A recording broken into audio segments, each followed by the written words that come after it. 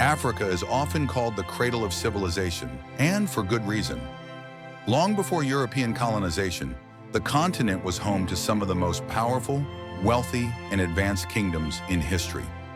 These civilizations were not only centers of wealth and power, but also hubs of culture, innovation, and trade that shaped the world as we know it. Today, we'll journey back in time to explore three of these remarkable civilizations: the Kingdom of Mali, the Kingdom of Kush, and the Great Zimbabwe Empire. Each of these kingdoms has a unique story to tell, filled with fascinating leaders, architectural marvels, and cultural achievements that continue to inspire us today. So let's begin our journey through time and uncover the incredible legacy of these ancient African kingdoms.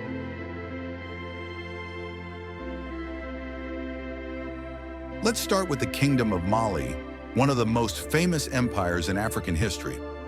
Located in West Africa, Mali flourished between the 13th and 16th centuries.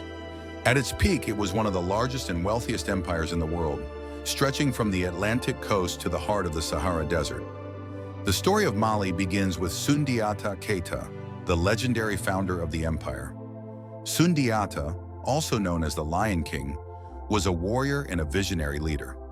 According to oral tradition, Sundiata overcame great adversity, including exile and physical disability, to unite the Mandinka people and defeat the oppressive Soso kingdom.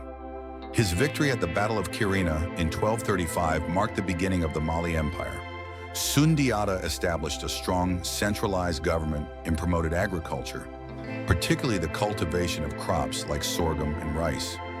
He also encouraged trade, laying the foundation for Mali's future prosperity. But Mali's golden age came under the rule of Mansa Musa, its most famous king. Mansa Musa ascended to the throne in 1312 and ruled for 25 years. He is often remembered for his extravagant pilgrimage to Mecca in 1324, a journey that put Mali on the map. Literally, Mansa Musa traveled with a caravan of 60,000 people, including soldiers, servants, and merchants.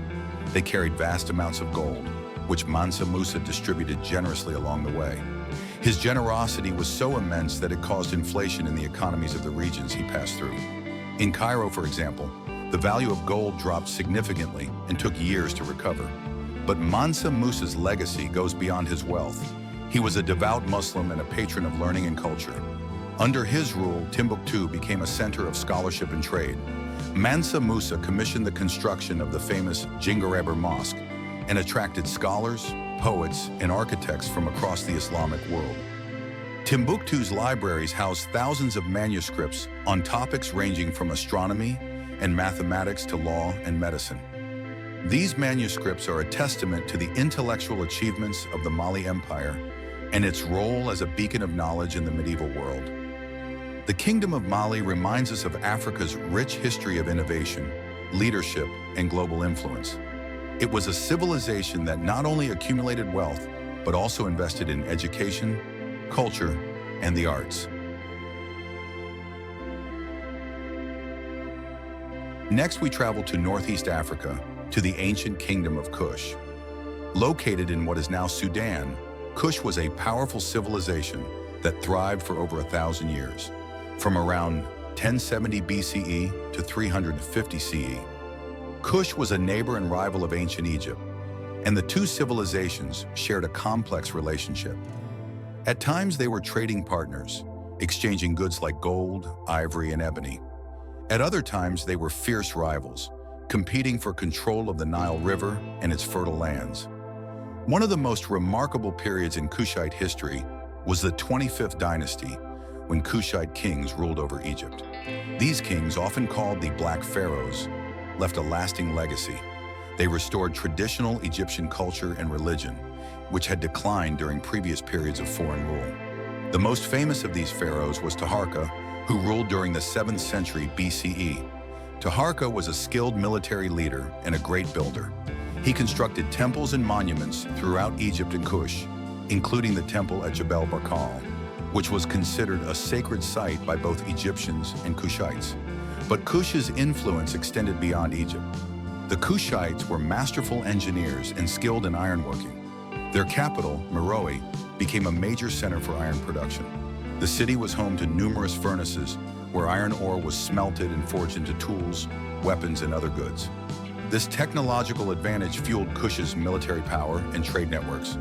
Meroe was also known for its distinctive pyramids, which were smaller and steeper than those in Egypt, but equally impressive.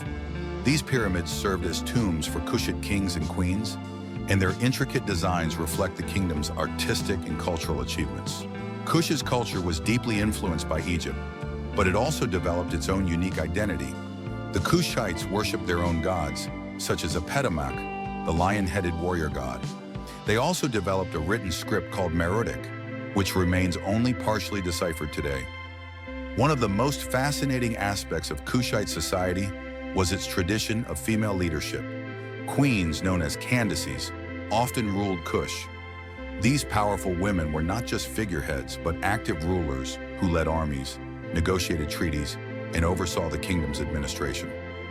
The Kingdom of Kush is a testament to Africa's enduring legacy of strength, innovation, and cultural richness.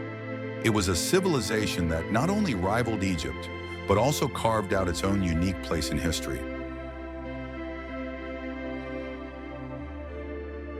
Finally, we journey to southern Africa, to the great Zimbabwe Empire. Flourishing between the 11th and 15th centuries, Great Zimbabwe was a center of trade, culture, and architectural brilliance. The empire's name, Zimbabwe, means House of Stone in the Shona language, and it's easy to see why. The Great Zimbabwe Ruins, a UNESCO World Heritage Site, feature massive stone walls and structures built without mortar. These impressive buildings were a symbol of the empire's power and sophistication. The most iconic structure is the Great Enclosure, a massive circular wall that stands 36 feet high and extends over 800 feet in circumference. Inside the enclosure are smaller walls, towers, and passages, suggesting that it was a royal residence or a ceremonial site. Great Zimbabwe was a hub of trade, connecting the interior of Africa with the Indian Ocean coast. Gold, ivory, and other goods flowed through the empire, making it incredibly wealthy. The kingdom's rulers controlled these trade routes, ensuring their dominance in the region. Archaeological evidence shows that Great Zimbabwe traded with distant lands, including China, India, and the Middle East. Chinese porcelain, Persian beads, and Indian textiles have been found at the site, highlighting the empire's far-reaching connections. But perhaps the most fascinating aspect of Great Zimbabwe is its mystery. The empire declined in the 15th century, and its people abandoned the city.